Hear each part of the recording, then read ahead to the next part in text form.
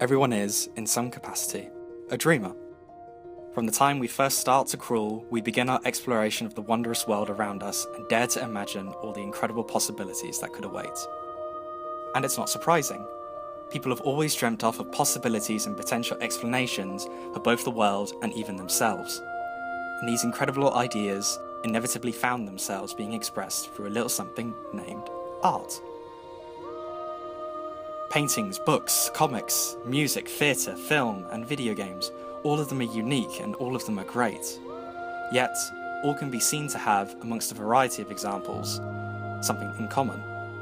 We can use them all to escape. Now, there are critics who argue that escapism is little more than a method to bury our heads in the sand and hide from a truth that is far too painful, and I have to confess that, respectfully, I disagree. Shocking, I know. More often than not, the fingers of these skeptics are pointed towards two genres, science fiction and fantasy. Honestly, I can see why many would suggest this. At first glance, it can be easy to fall into the assumption that these genres have little more to offer than highly stylized extravagance. Yet without these genres, we wouldn't have the contemplative dystopias of Huxley's Brave New World, Orwell's 1984, or Atwood's Handmaid's Tale. We wouldn't have the glorious amalgamation of magical realism, in other words, no 100 Years of Solitude, no Pan's Labyrinth, and no Birdman. Even specific mediums aren't able to escape these oppressive, skeptical fingers. Comics are disregarded as little more than picture books, video games are nothing but violent male fantasies, and animation is just for kids. However, I would argue that the nature of these genres and mediums are advantageous rather than detrimental. With no boundaries set and no shortage of creativity, there is no limit to what we can explore and how to explore it. Take, Tolkien's Lord of the Rings, for example. We all know the tale. Small hobbit must cast evil ring into fiery volcano to defeat the increasingly powerful Dark Lord. Good defeats evil with the power of friendship. Simple. And yes, that's true. But consider for a moment how many readers have interpreted the trilogy as meditations concerning the increasing industrialization of the post-World War society Tolkien was living in at the time of writing. All within a Norse-inspired landscape injected with Christian morals and values, such as the idea of rejecting God, attaining your own sense of power and control, and as a result, being inevitably seduced by natural temptations of greed and dominance.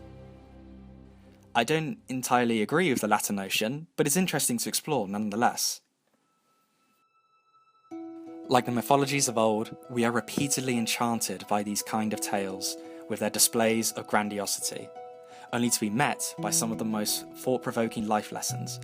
Zeus's war against the Titans may have ended the reign of one tyrant, but only began the rule of the next. Are we doomed to repeat our predecessors' mistakes? Will we ever forge our own identities, our own destinies? Or are we just shadows of our parents?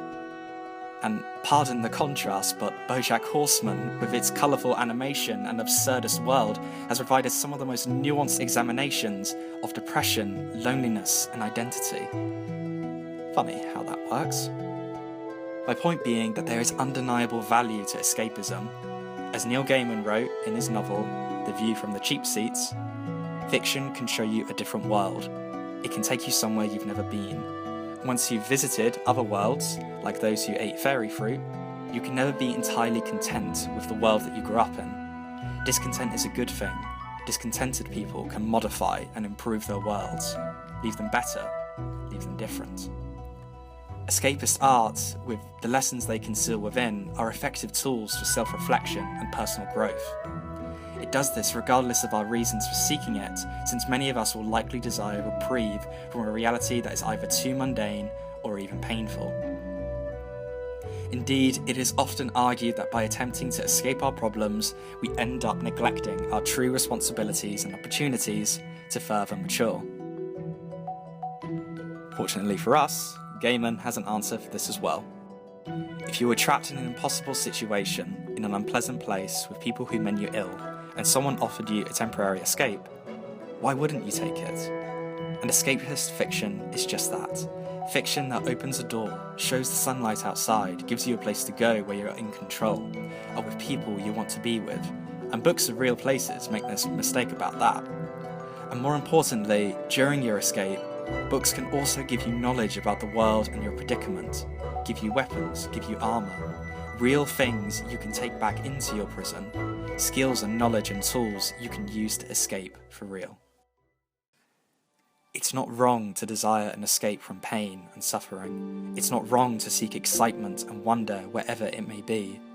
It's normal, understandable, and in many cases, the best thing to do. But while we may be intrigued by all the praise and high esteem surrounding certain pieces, like the classics, we may become intimidated or feel patronised by the almost snobbish attitude associated with them.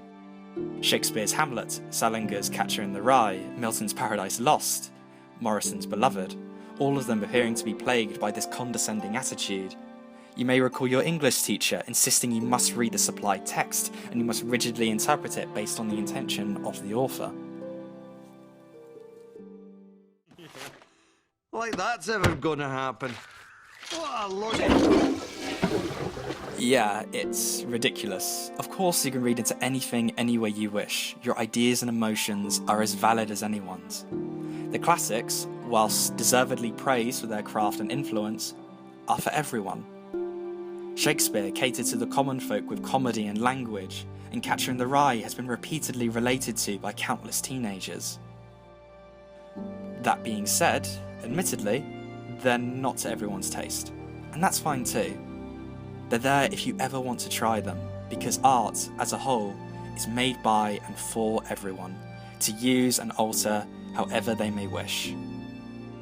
As a result, there's, unsurprisingly, interminable masses of art to consume, discuss and become inspired by. Frankly, it's almost overwhelming.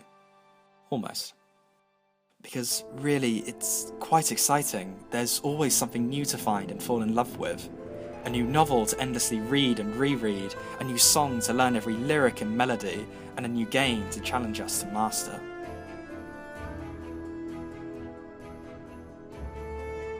So, without any doubt or hesitation, allow yourself the time to dive in, become enveloped, and when you resurface, you may be surprised to discover that you're better than